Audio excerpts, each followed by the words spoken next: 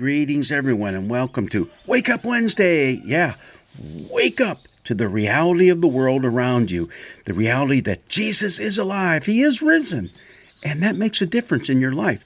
And that's what we're going to find in our epistle lesson for this coming Sunday, the fourth Sunday of Easter, often known as the Good Shepherd Sunday, because all the gospel readings come from the 10th chapter of the Gospel of John. And that's what we have going on this coming week. But, whenever you have these special seasons like Christmas and Pentecost and Easter, what you want to do is have your other passages from the Old Testament and from the epistles to kind of match up, as well as the psalm to the gospel reading.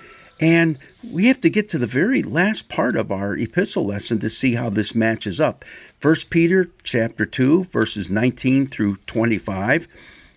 For you were going astray like sheep, but now you have returned to the shepherd and guardian of your souls. So there you have it, Jesus, the good shepherd.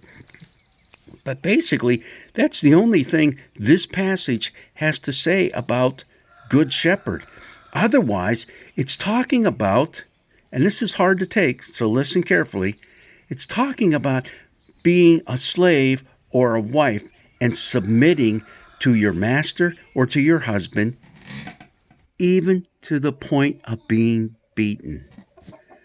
Yep, you heard me right. That's straight from Peter's mouth here.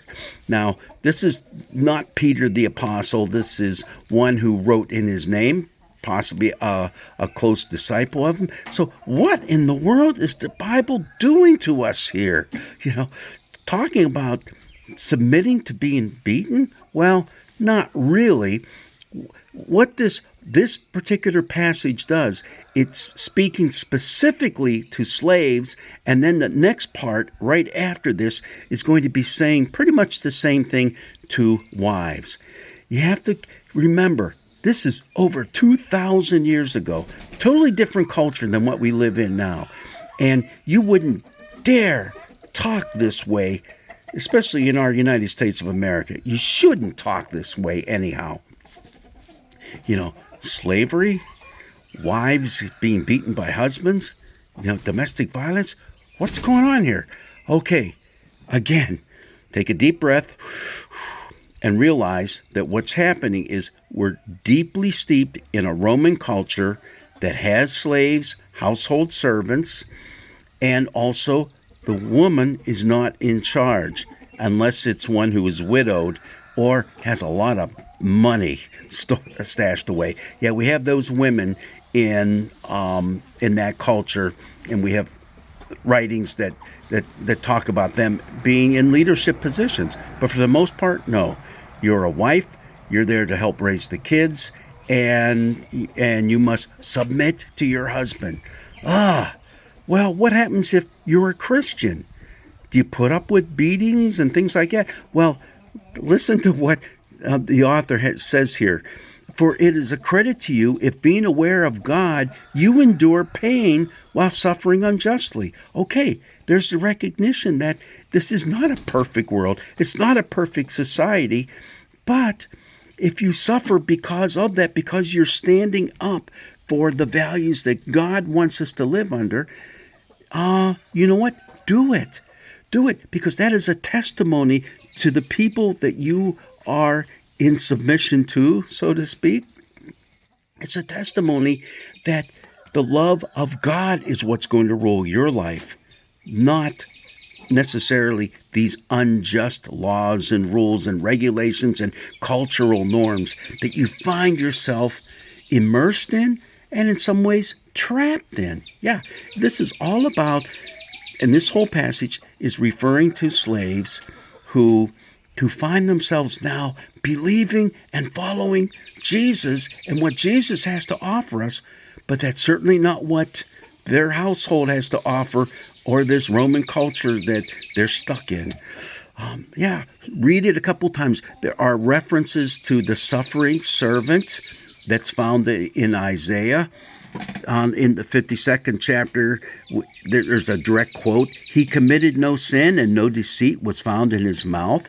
That's referring to the suffering servant. That was now referring to Jesus as he died on the cross. And also the 53rd chapter, when he was abused, he did not return abuse. When he suffered, he did not threaten, but he entrusted himself to the one who judges justly. And that's more of a paraphrase, and there's a little bit more to it as well. And it ends with, by his wounds you have been healed. Yeah, because Jesus suffered for you and for me unjustly on the cross, we have the capacity to endure suffering for him now, because we live in an unjust society.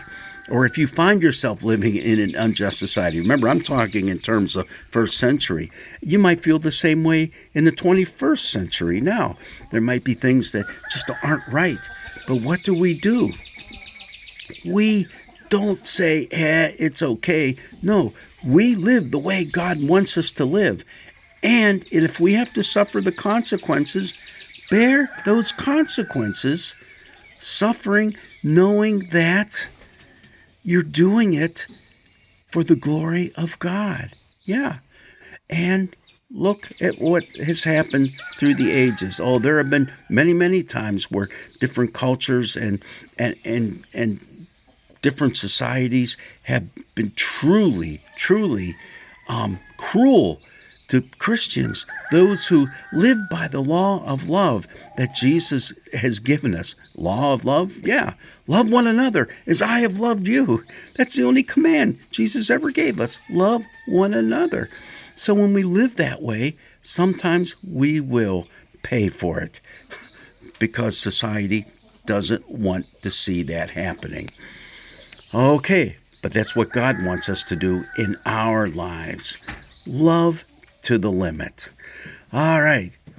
Yeah, it's a tough passage to swallow, but again, remember, there's a big difference between what was going on in that first century and what's going on in the 21st century. And so maybe in some ways, we don't see it for our lives, but there are those Christians in this world today who still suffer in the way that's being described here, and in the way that Jesus himself suffered. Okay, well, you know what? It's getting kind of nice out here today. It's been raining, but now the sun's shining. God's blessings be with you, and have a grand and glorious day.